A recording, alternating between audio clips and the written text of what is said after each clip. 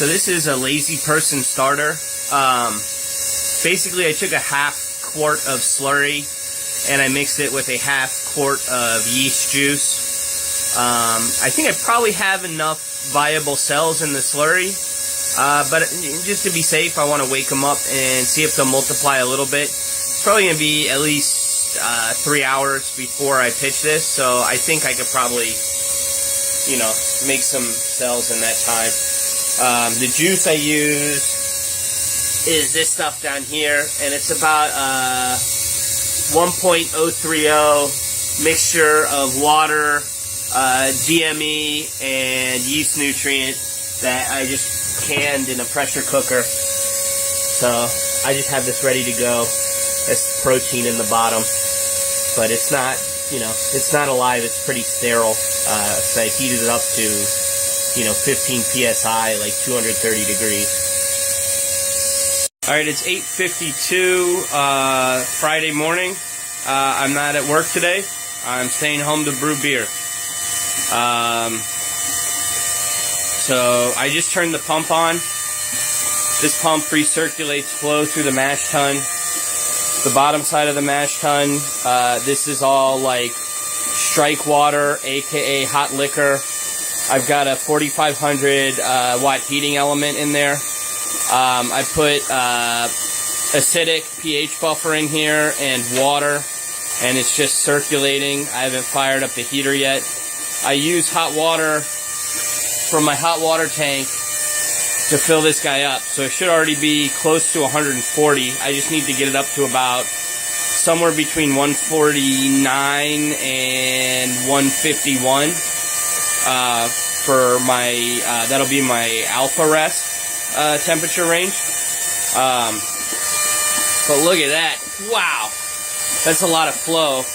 The problem with that much flow is it will cause a lot of foaming, and it'll also clog my screen, and then I'll have like steam bubbles boiling underneath, and then I'll have like an overflow condition on the top. So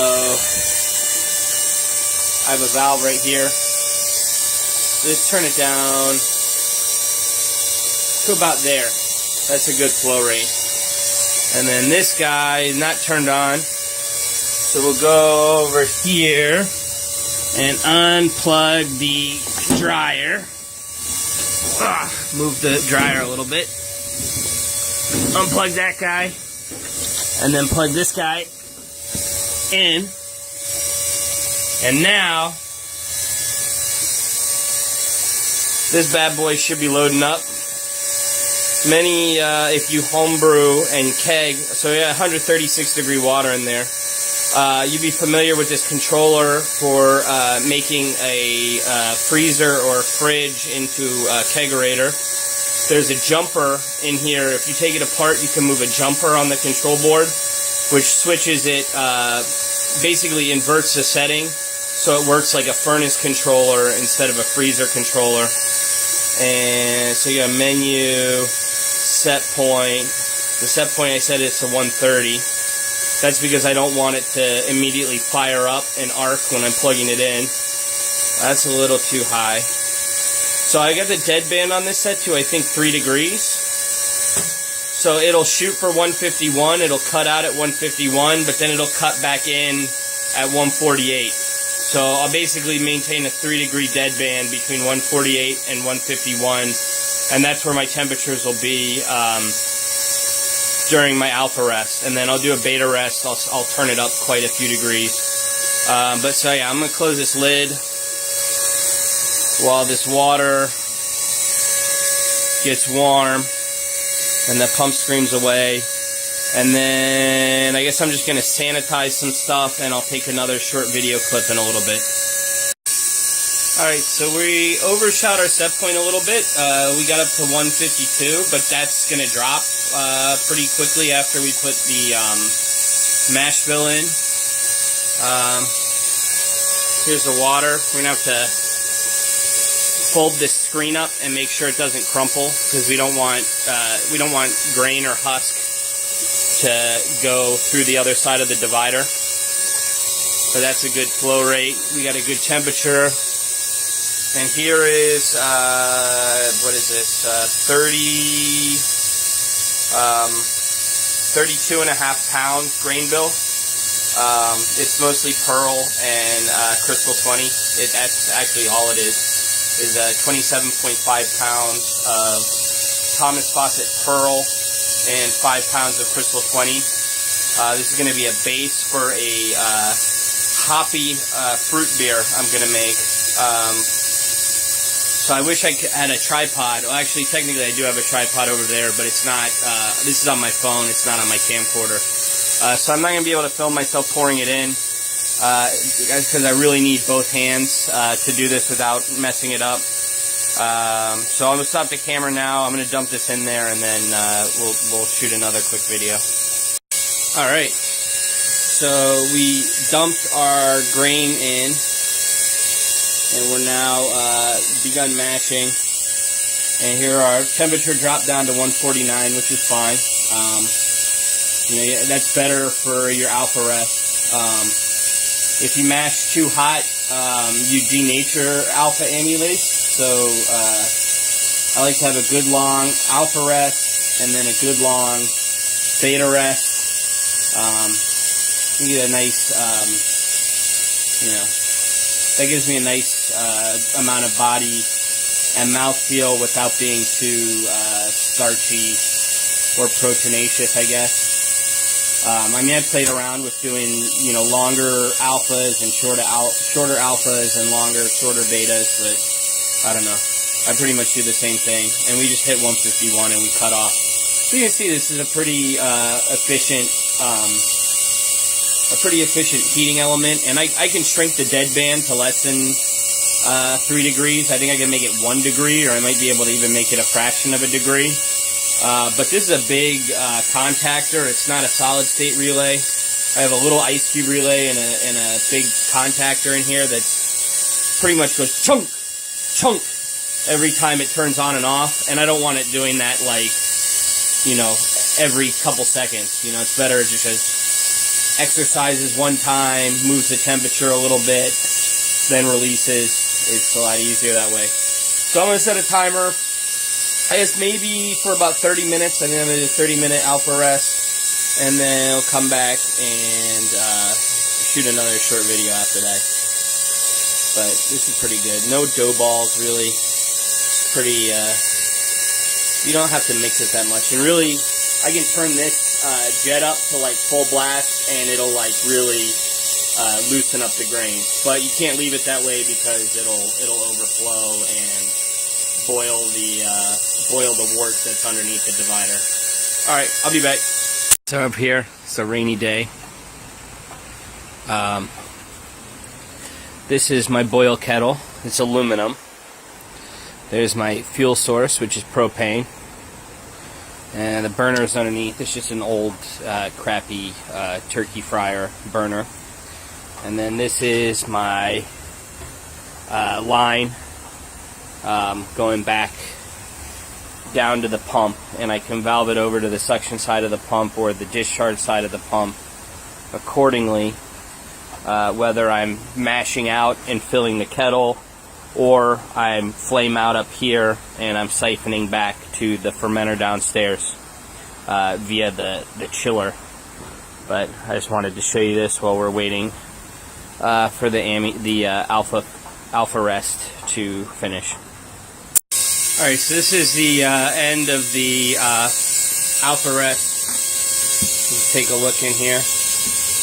And we're sort of pulling over here. I'm going to scoop this back over. Scoop it over towards the jet. Yeah.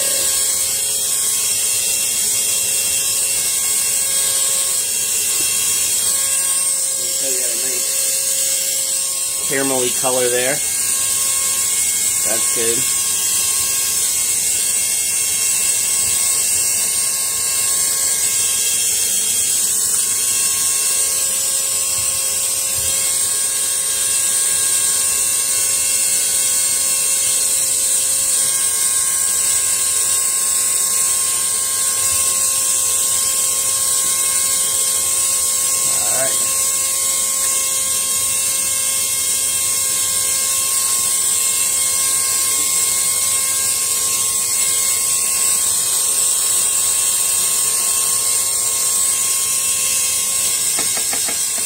Alrighty. Now the beta rest will begin. Let's do a menu, set point. That's too much. Yeah. There we go. So that'll bounce between 155 and 158. Prior to this, we had been bouncing between 148 and 151. So yeah, and we'll let this go for 30-ish minutes. Maybe a little more than 30 minutes. Alrighty, here we go. Alright, so the beta rest finished, and I'm just doing a quick mash out, getting the wort up to 180 degrees. And while I'm waiting for the temperature to get up, I'm measuring out some ingredients. So I've got hops. So this is going to be my first addition. That's going to be for 60 minutes of the boil. And this is 3 ounces of Citra and 2 ounces of Mosaic. And then this is going to be my second addition. That's going to be for 30 minutes of the boil. And then this is 2 ounces of Citra and 1 ounce of Mosaic. And then I have my final addition that's only for the last 5 minutes of the boil, and this is 5 ounces of Cascades that I need to get rid of because I've had it in my fridge for too long and I don't want it to go bad. Also, I have these nice kiwis. This is 5 kiwis. These and 24 ounces of pureed strawberries. These are going to be pureed as well, and in addition, 24 ounces of strawberries are going to be pureed and thrown in at the end of the boil. So next video should be me finishing the mash out and pumping the wort out to the kettle in the back porch. Alright, so wort is up to 180 degrees. That's the temperature I use for the mash out, just because I'm using vinyl tubing, and you can tell temperature has an effect on it. It didn't used to be yellow, it used to be clear. I think it's fine, but again, 180 is like the highest I'm safest to go. Really, you shouldn't, like in building mechanical code, plastic should never be used for anything higher than 140, but this is homebrew, so come and get me, FDA. But anyway, yeah, this is a good temperature. This looks good. I'm not going to stir it up anymore because I want it to be nice and clear. I want it to stay nice and clear. The grain bed is like a filter. It filters out all the little bits that sneak through underneath. That is perfectly crystal clear, and that is ideal, and that's what we want. I designed this as a no Vorloff system. Well, it kind of constantly Vorloffs itself, but I designed this as a no sparge system, I should say. But depending on how much I'm able to send up to the kettle, I might fill up a carboy with about 3 gallons of hot water, hot being about 140 degrees, and just kind of pouring it over to rinse some extra sugar out of the grain bill, which I guess is kind of a sparge of sorts, but I may or may not do that, we'll see. But for right now, what I'm going to do is, let's see these valves. This valve is closed, and I'm going to open that valve. Whoa! There we go. So that's wort going up to the backyard. Let's see if we can get it there a little faster. This is a valve I used to, ow, it's hot. This is a valve I used to regulate the flow. So we maxed out the flow. Alright, so everything, oh no, that's stupid. Why am I doing that? This needs to be closed 100%. There we go. Yeah, so, okay, now we have maximum flow going out to the backyard. That valve that I stupidly tried to open more, which I should have been closing, completely was just sending water back to the jet on the mash tun. So nothing's coming out of the jet. You can see quite a bit of water's already made it to the kettle because the grain bed looks mostly dry already. Let's run upstairs to the backyard and let's get the burner lit. So we're going up my basement steps. Alright. Going out to the backyard. Alright. And we are really filling up that kettle. So let's turn our propane on. Oh, let me get some fire going.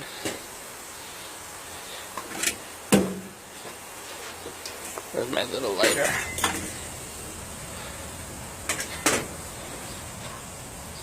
Man.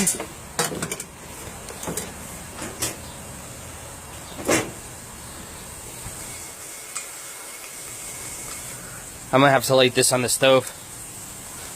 Ugh.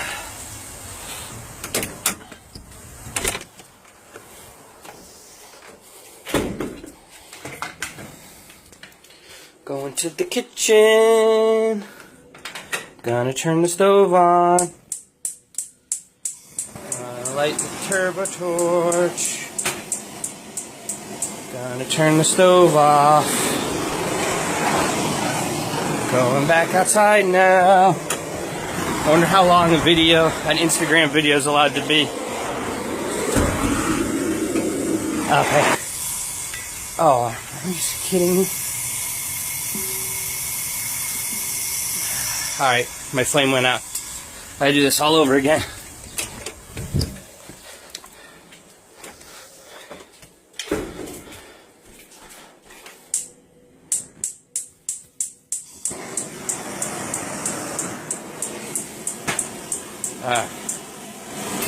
Always unexpected things always happen on brew day.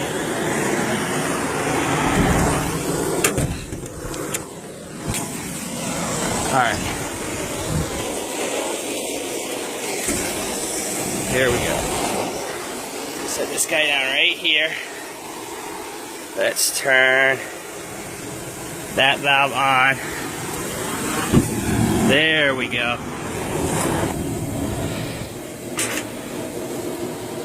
Oh man, that was 5 minutes and 30 some seconds of nonsense. Sorry about that. Alright, so burner's on.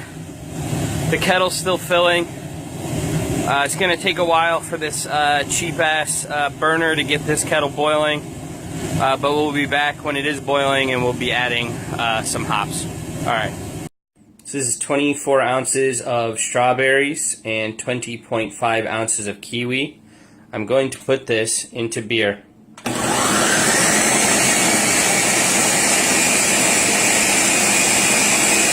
Alright, so now the wort is boiling, and it's our first hop addition. This is Citra and Mosaic going in there at the very beginning. Alright, so we'll be back in 30 minutes to add some more.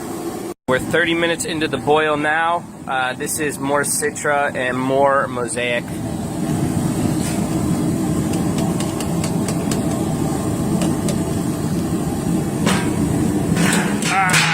That was my rain shield. Oh well. Godspeed. Alright, so now it's time to add our fruit puree.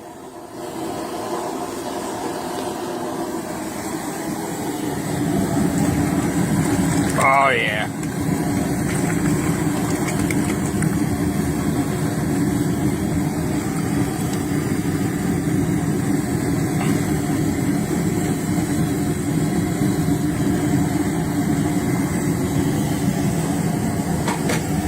Alright, fruit puree bombs away, and now this is our final hop addition. This is all Cascades. And then in a few minutes we're going to start siphoning everything back down into the basement. Alright, so now the boil is over, and we are siphoning water out of the backyard through the counterflow chiller that I've now set up, which kind of leaks over here, but that's why we got hanging over the sink. And so you got city water going in here, coming all the way through, going out there, and then we got the wort going the opposite direction this way, coming out into here, and filling up our primary fermenter. So we're on the home run stretch. So hopefully it'll be done soon. It'll just be cleanup and waiting for delicious beer to ferment. So now this guy's full. I got a blow off hooked up to it. So you just have to pitch yeast and seal it up. It's already very well aerated because of the turbulent way I filled it. I had the hose pointed up inside the barrel so it sprayed around the sides and splashed as it was filling for aeration. So now let's get this yeast. Now what I like to do is take the whole stir plate. That way, when you pour it, actually I'm not going to be able to do this with two hands. Basically, I'm going to pour this into this. The secret trick is hold the stir plate against the bottom of the Erlenmeyer flask as you pour it. That way your stir bar doesn't get poured into your fermenter. That's the secret trick. Alright, bye. Alright, so got everything cleaned up. Got this guy wrapped up so he doesn't get light struck by this fluorescent light. I'll turn the shop lights off over here. So I got a blow off in. I don't really have a place to put this better bottle. You know, a lot of you are going to say, oh man, that'll siphon into your primary, and you're right, but I'm going to switch it to an airlock after a couple days before that becomes an issue. But that's it. I'm done. This concludes my homebrew day today, Friday, June 20-something. Alright, Godspeed.